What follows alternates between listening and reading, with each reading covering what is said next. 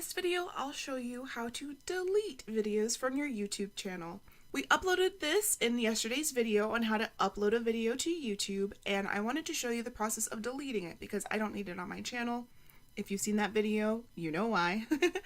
We're in our Creator Studio, and on the left, in the left column, I clicked Videos.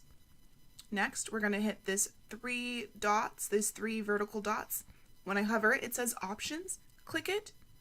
Here you can edit the title and description, get a shareable link, download the video, or delete.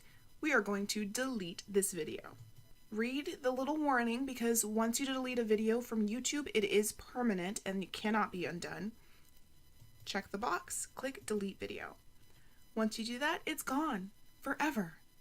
If you're watching this video, then I know you have a YouTube channel. Definitely comment below to let me know what your channel is about. Is it about art? Is it about accounting? Is it about organizing? Is it about travel? Comment below and let me know. Comment below and let me know. Comment below and